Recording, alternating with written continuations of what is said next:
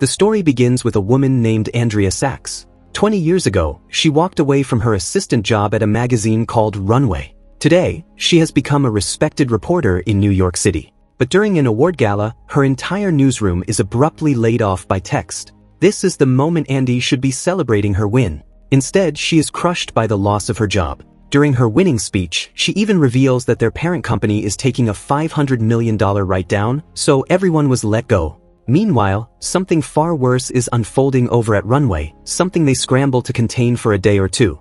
But the news breaks anyway. Runway has published a puff piece about a brand called Speedfash that uses sweatshop labor. The brand had lied to Runway about its working conditions. And now it is a complete disaster for the magazine.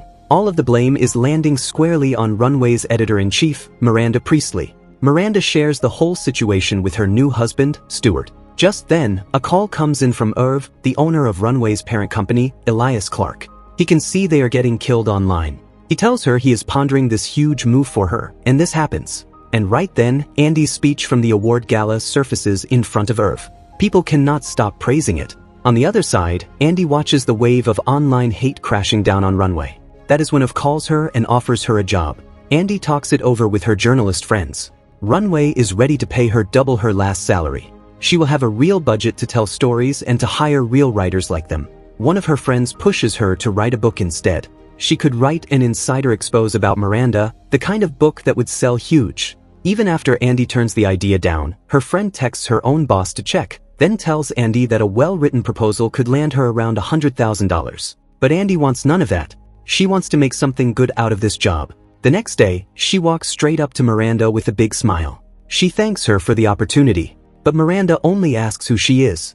Nigel explains that she was Miranda's first assistant years ago. And that is when it hits Andy. Miranda has no idea that the night before, Irv hired her to run the features department. Irv had told Andy he needs someone with her expertise to restore the credibility of Runway. So Miranda picks up the phone, calls her current features editor, and fires her.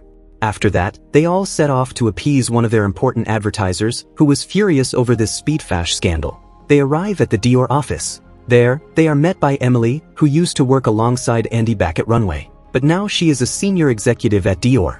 And learning that Andy has become the features editor at Runway, she is quite surprised too. She tells Andy, "You have changed, you are much more confident now." But the matter at hand right now was the reputation of Runway and Miranda.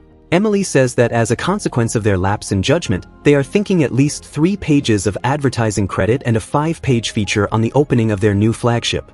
Miranda had to agree, which left Andy confused, because Miranda never listened to anyone. But this Miranda knows that without advertisers, she is nothing. She tells Andy plainly, "Look, I did not hire you, so all I need to do is bide my time until you fail. And you will fail." But the next day, Andy meets the rest of Miranda's office employees with full energy. Miranda's first assistant, Amari, shows Andy her office, one that Miranda had specially selected. After that, Nigel tells Andy that Runway stopped being a magazine many years ago. Now they are digital, they are downloadable.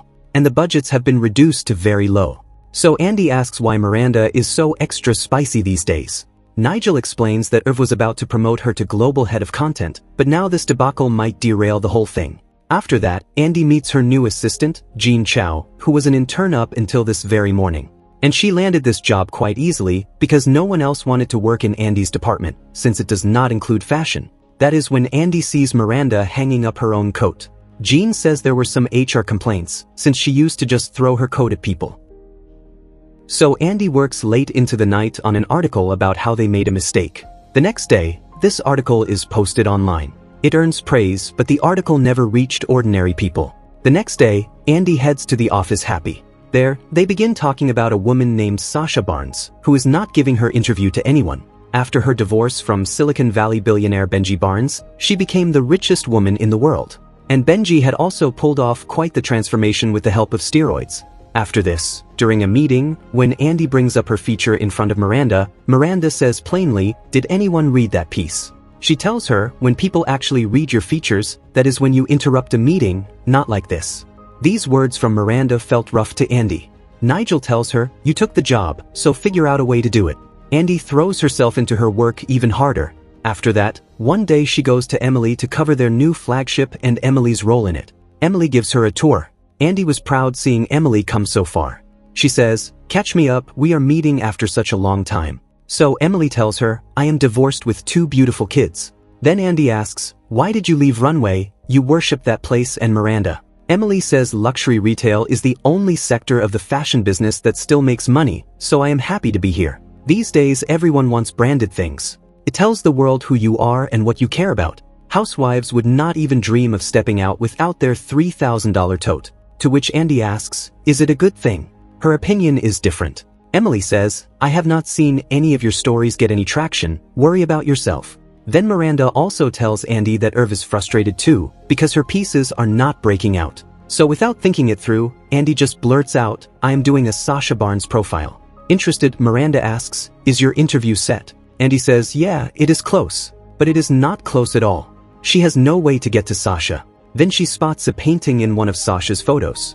And Andy's best friend Lily reveals who sold that piece. Through the seller, Andy gets Sasha's number. She sends her a voicemail. She sends 18 messages. She reached out to everyone Sasha knows. Lily takes Andy to show her an apartment. She wants her to have an apartment she deserves. And that is where she meets a man, in front of whom she says, it just breaks my heart to see what these people did to a historic building, renovating it like this. But it was this man, Peter, who had renovated this building. So Lily watches the 2 of them talking. Just then, a message comes to Andy, and seeing it, she leaves. Lily confirms with Peter, you 2 were having a moment. She takes his card from him. So Andy rushes to Miranda's office. But she was not there. Andy searches for her and tells her that Sasha has agreed to give the interview. They went and took Sasha's interview. Sasha says, lately I have noticed what you have been doing with your articles. There is more gravitas and an actual point of view. And then Sasha gives them big news that she is engaged and they are the first to know. Sasha wants them to go ahead and break the story. Andy writes a wonderful article.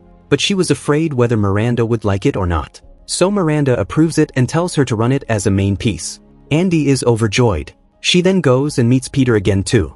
The 2 of them have dinner together. Peter tells her he read one of her series. Andy was shocked that Peter read a 4-page series without knowing if he was ever going to see her. She finds it nice. She tells him she wants to use Runway as a stepping stone to move back toward real journalism. She also wants to write a book. Her friend wants her to write a trashy tabloid version book about a famous person, but I want to make it good. In the middle of all this, their dinner turned into a date. After that, the next day, Andy asks her friend whether her editor would be interested in a good book. Andy is ready to send a few pages and a proposal. Hearing this, her friend got excited. After that, a message comes to Andy. Miranda wants her at her Hamptons house for a gathering. Andy asks Nigel for help, since she does not have something to wear for this. So Nigel starts showing her clothes from their collection. And then Andy likes something. Nigel agrees to give it, but on the condition that not a single stain should get on it. So Andy gets ready and arrives at Miranda's house. There she meets a lot of popular people. Miranda introduced her to everyone. Irv was happy too, because Andy's article had gone viral. But here, during lunch, food spills on Andy's dress. She quickly goes inside to clean it. And just then, Miranda comes inside too. She tells her that at the company's 75th anniversary party, Irv is going to announce that Miranda is going to be global head of content across all their publications. And Irv is talking about giving the features department a bigger budget, meaning Andy would get a nice office too. Miranda says, I always knew that you would end up doing something great, meaning she never forgot Andy at all. She remembers her. Andy was happy too. She moves into her new apartment. She went with Ben to Irv's 75th birthday party. And there she sees that Emily was dating Sasha's ex-husband, the billionaire Benji. Nigel says she is every girl who never talked to him in high school. Miranda goes and wishes of a happy birthday. Then Andy tells Nigel, I am impressed the way you got past what happened between you and Miranda. 20 years ago, Miranda gave the job that Nigel wanted to someone else. Nigel says, who knows how many times she has done something like that to me by now. But here I am, right by her side. So Andy tells him, maybe you should tell Miranda what you want. And just then, Emily comes over and introduces Benji to Nigel and Andy. But right in the middle of their conversation, Irv has a heart attack. And he dies. And Miranda's promotion announcement never happened. Irv's son Jay will now take over Elias Clark and Runway. But no one knows what his plans are for Runway. He was not the man who is into fashion. Andy asks Nigel, we are still going to be okay, right? Runway is still valuable. But Nigel also has no idea. They begin preparing for their Italy Fashion Week. And just then, Jay arrives. Miranda meets him. As a kid, Jay used to come to Miranda's office with his father. He says, let us talk about everything over lunch. He calls Miranda to the cafeteria in 10 minutes. But Miranda did not even know that they have a cafeteria. She has never been to that floor. Everyone was shocked to see her there. So it turns out Jay had come in with an entire team of management consultants for restructuring. The meeting between him and Miranda went on for a long time. Andy says, wish I could hear what they are saying. She was tense, but she was certain that Miranda would handle everything. But just then, Jean comes to her. She had secretly placed her phone under Miranda's seat. The entire meeting is now recorded on it. Andy heard everything. She goes straight to Nigel and tells him they are cutting everything. And anyone who is here longer than 5 years is too expensive and has to go. And the main thing was that Miranda did not oppose any of it. She did not say a single word in that meeting. And Nigel does not react to this either. Andy talks in front of Peter, saying, I cannot believe another publication is just getting deleted. She says, we cannot just keep sucking the soul out of everything by gutting and repacking it. To explain it to her in a nicer way, Peter says, it is like replacing, like what I did with this building. So Andy says, journalism matters more than luxury apartments. Hearing this, Peter is a little hurt. As he leaves, he says, I know you have to go to Italy. But if you want to come catch up, that is your choice. It is up to you. So Andy arrives at Miranda's house. She goes up one floor to meet her. Andy asks her, you have a secret plan, right? We are doing such great work lately and people care about the magazine again. But Miranda tells her to go home. Do not concern yourself with this. So Andy goes home and starts writing her book about Miranda. The next day, because of budget cuts, they cannot ship an artist's piano to the Italy show. So there will be no music at the show, unless Miranda calls in a favor. Miranda reluctantly agrees. Then a few more policies are introduced here, like no more private cars. All of them had to travel in economy class instead of business class. To endure all of this, Miranda asks for drinks. But in economy class, champagne is not served. She only gets a snack box. They all reach Milan, and there, one night, Andy sees Benji getting an expensive necklace for Emily. But Nigel was not surprised, because Benji has been buying a lot of things for Emily these days. So Andy reaches Emily's room. After that, she secretly starts leaving the hotel.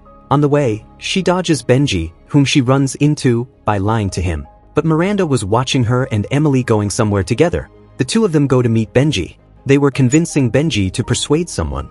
And the one who has to be persuaded was Ray, who has also come here. After that, when Andy reaches the hotel, Nigel realizes that she is hiding something from him. But then they go with Miranda to a church. There, while talking about a painting, Miranda indirectly tells Andy that it is inevitable we humans deceive and betray one another. Hearing this, Andy runs straight to Emily and says Miranda knows.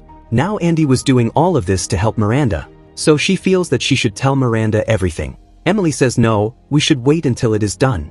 But Andy takes her to Miranda. The two of them say that Jay is completely changing Runway. And Runway is like a religion that needs to be protected. She reveals that Benji is buying Runway from Jay. Hearing this, Miranda says, I know we had our differences, but I never realized that you were capable of this level of betrayal. She was saying this to Emily, because Emily is not buying Runway to save it but for herself, so that she can run it in place of Miranda. She considers Miranda exhausted and herself fresher and younger. She was angry at Miranda because she pushed her out of Runway. She made Dior her Emily to get rid of her.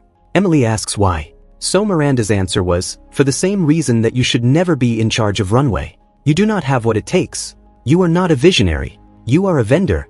So Andy apologizes to Miranda, saying I had no idea. While getting ready for dinner, Andy gets a call from her friend, who tells her that the book pages she sent were loved by her boss. Her friend sends her a $350K offer and a contract. But Andy says no. This book could harm Miranda. And now Andy simply cannot do this. At dinner, Nigel notices her nervousness. Miranda goes over to Benji here. And she says, so generous what you are doing for Emily. But I do hope that some Runway traditions are allowed to remain. But Benji does not care about this. He is all into change. For him, they would even replace the models with AI. So hearing his words, Miranda leaves. She goes to her husband Stuart. Thoughts of retirement had now begun to enter Miranda's mind. But Stuart steadies her, saying even after this, you have the twins. You have me. But do not decide anything right now. Wake up tomorrow morning and think about what you want to do. So the next day, Miranda arrives at Andy's place, saying we have work to do. On one side, Miranda attends the shows. On the other side, Andy stays in her room and makes a lot of phone calls for her.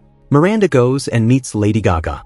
But Gaga knows that Miranda does not like her, and she had summoned her here by saying she would not get another cover if she did not do this. And just then Andy finds success, and she sets off to get Miranda. But Miranda still had to give a keynote speech here, to which Andy says, there is someone else who can do this. She was talking about Nigel. Miranda says no, he does not want to. I would know if he wanted to. But then she understands that Nigel wants to step forward. He wants to do things like this. She goes to Nigel and apologizes for taking him for granted. And she hands him the speech, saying you are the one who wrote this, so I know you know it. So Nigel smiles looking at Andy. After that, Miranda and Andy leave from here. Lady Gaga performs at the show. Nigel gives the speech. So the next morning, when Benji, Emily, and Jay are sitting together talking, Jay gets a call. There he receives another offer, which he accepts. He tells Benji and Emily, I had wanted to sell Elias Clark for a long time, but Dad would not let me do it. But now someone has bought the entire Elias Clark, which includes Runway. Hearing this, all of Emily's dreams shattered. And this buyer was none other than Benji's ex-wife, Sasha, who makes Miranda their global head of content. Miranda thanked Andy for waking her up. She says, you should write that book, $350K is not a small amount. She says, people run to tell me this kind of news. Miranda says, you should write all the juicy bits in the book, including how much of my children's life I have missed. Let people know too that there is a cost. But Miranda loves to work. Andy says, I'm not going to do that. So Miranda says, tell yourself that you wanted to save me, but you wanted to save yourself. And Elias Clark is just the last piece of wood floating next to the Titanic. Andy accepted this fact too. After that, she goes and meets Peter too, and they get back together. So Andy also meets Emily, who had now started working at Coach instead of Dior. She reveals that she had called Andy 20 years ago after Andy left Runway, which felt like a pocket dial to Andy at the time. But Emily wanted them to be pals. So Andy says, this can still happen. She says, you are going to get your shot to be whatever it is that you do want to be. Benji had now broken up with Emily. So Andy says, you do not need Benji either, you are iconic. The two of them became friends. Andy goes to her office at Runway, where Jean has now become a junior editor. Andy tells Nigel that fate has brought the two of them together again for the long run. But then Nigel reveals that along with fate, this happened because of a message he had sent to Uv. It was he who had recommended Andy to Uv. So Miranda's old cold version has returned, seeing which Andy was happy. Miranda's, Nigel's, and Andy's offices were built right next to one another. And with that, this story ended right here. Let us know in the comments how you found this explanation. And do not forget to like the video and subscribe to the channel.